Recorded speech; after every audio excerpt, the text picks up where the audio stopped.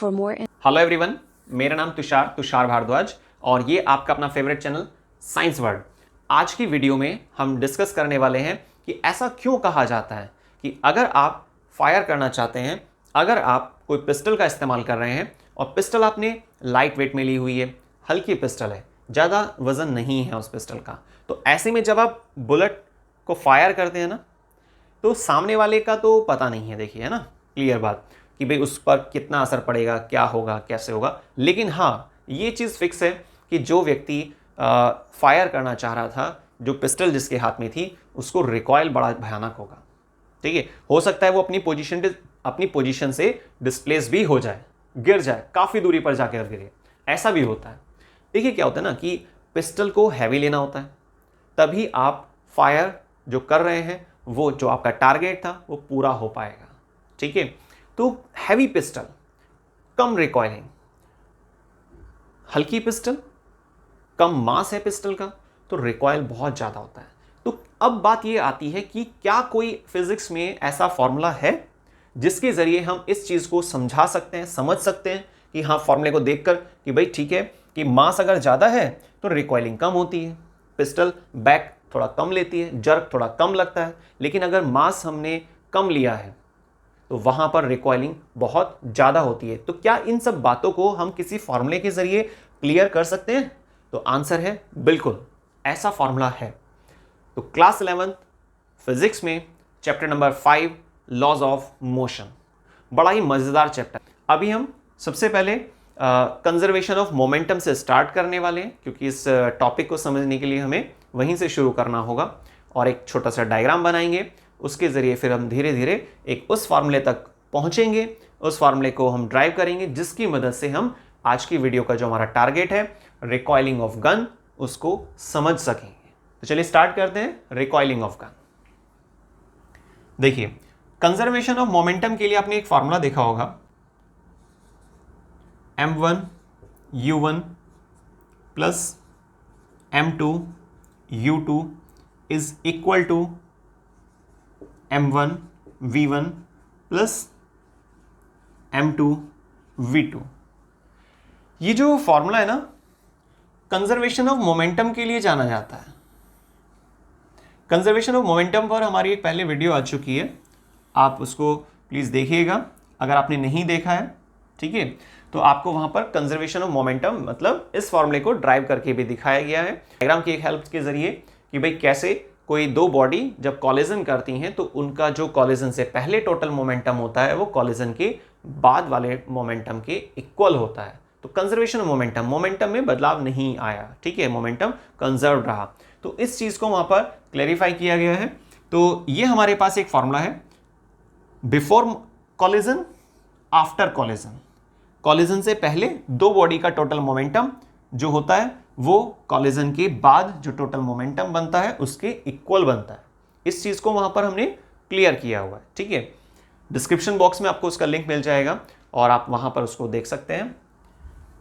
अब बात आती है रिकॉइलिंग ऑफ गन की। देखिए, रिकॉइलिंग ऑफ गन, उसके लिए एक छोटा सा डायग्राम बनाते हैं पहले।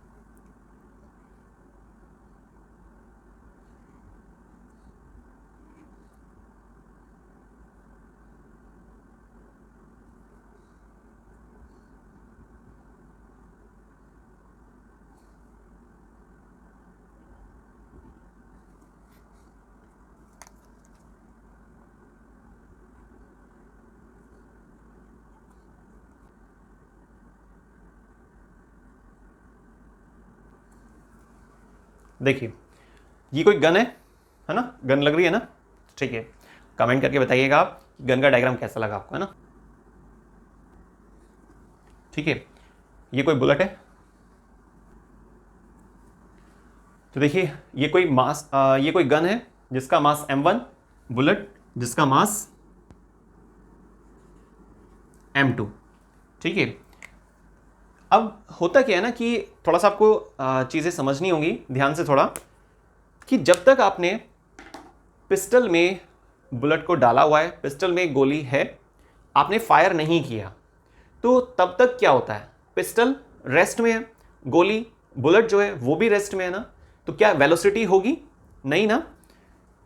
तो हम उसको क्या लिखेंगे, देखिए यहां पर before firing, before firing.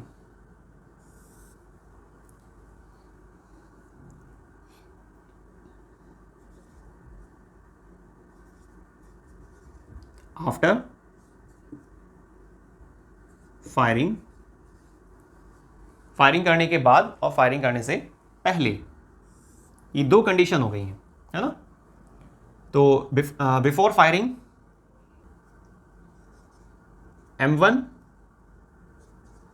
0 multiply में M2 0 is equal to M1 V1 plus M2 V2। ठीक है, ये जीरो क्यों लिया भाई, दोनों चीजें रेस्ट में है ना, पिस्टल भी रेस्ट में है और जो आपकी बुलेट थी वो भी रेस्ट में है। तो ऐसी स्थिति में क्या होगा, आप यहां पर जीरो पुट करेंगे और जब सॉल्व करेंगे ना इसको, तो 0 is equal to M1 V1 plus M2 V2, ये हमारे पास कंक्लूजन आता है। ठीक है, कि भाई रिजल्ट में ये चीजें देखी जा रही हैं।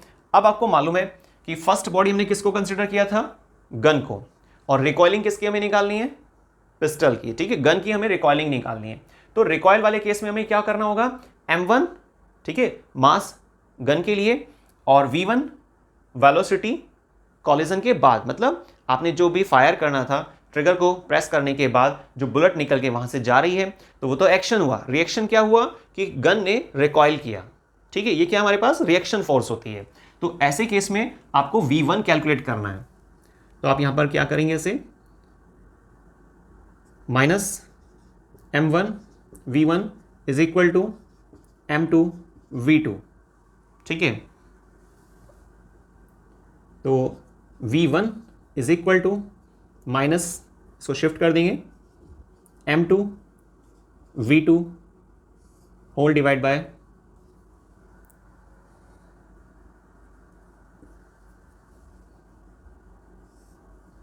M2 V2 divide by M1।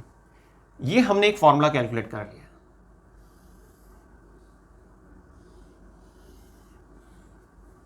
ठीक है, इस फॉर्मूले को आप ध्यान से देखिए। अगर पिस्टल का मास ज्यादा है तो पिस्टल की रिकॉइलिंग, गन की रिकॉइलिंग कम होगी, इन्वर्सली प्रोपोर्शनल बन रहे ना ये। ठीक है, तो अगर आपने पिस्टल का मास कम लिया तो रिकॉइलिंग बहुत ज्यादा होगी। ठीक है, तो इसको आप वर्ड्स के फॉर्म में भी लिख दीजिए, बल्कि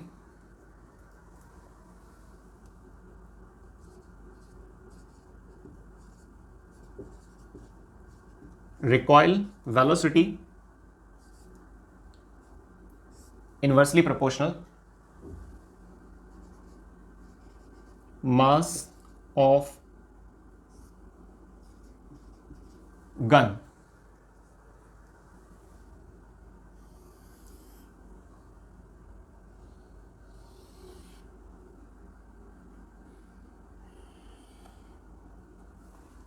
ठीक है, तो रिकॉइल वेलोसिटी जो होती है वो काफ़ी कम देखने को मिल सकती है अगर आप गन का मास ज़्यादा कंसिडर करते हैं तो। ठीक है, तो आज के वीडियो में हमारा टारगेट यही था, आपको ये समझाना कि भाई अगर हमारे गन का मास ज़्यादा है तो रिकॉइलिंग कम होती है, और अगर आपने गन का मास कम लिया हुआ है, ठीक है, अगर आपने गन का मास कम लिया हुआ है, हल्की पिस्टल से फायर कर रहे हैं आप, तो ऐसे केस में रिकॉइलिंग बहुत ज़्यादा होती है। और अगर आप गन के मास को इंक्रीज कर देते हैं, हैवी पिस्टल का इस्तेमाल करते हैं, तो वहाँ पे रिकॉइलिंग बहुत कम हो जाती है। ठीक है, तो इसको आप सिंबल्स में अगर डालना चाहें, इसी फॉर्मूले को अगर आप रिलेट करना चाह रहे हैं तो आप ऐसे दिखा सकते हैं। आज के वीडियो में हमने इस चीज़ को क्लियर किया कि भाई हैवी पिस्टल लेनी चाहिए अगर आप फायरिंग कर रहे हैं, अगर आप चाहते हैं रिकॉइल वेलोसिटी गन की कम रहे, और अगर आप हल्की पिस्टल का इस्तेमाल कर रहे हैं फायर करने के दौरान, तो वहाँ पर क्या होता है, रिकॉइलिंग काफ़ी ज़्यादा होती है, और बहुत बार देखा जाता है कि फायर करने वाले के शोल्डर पर, हाथ में एक जर्क देखा गया, जिसकी वजह से इंजरी वगैरह ये सब चीज़ें देखी जाती हैं। तो देखते रहिए साइंस वर्ल्ड में आने वाली सभी वीडियोज़ को। मिलते हैं नेक्स्ट वीडियो में, तब तक के लिए धन्यवाद। और प्लीज़ अगर आपने हमारे चैनल को सब्सक्राइब नहीं किया है तो आप सब्सक्राइब कीजिए, लाइक कीजिए, शेयर कीजिए। सभी तक वीडियो को पहुंचाइए। धन्यवाद।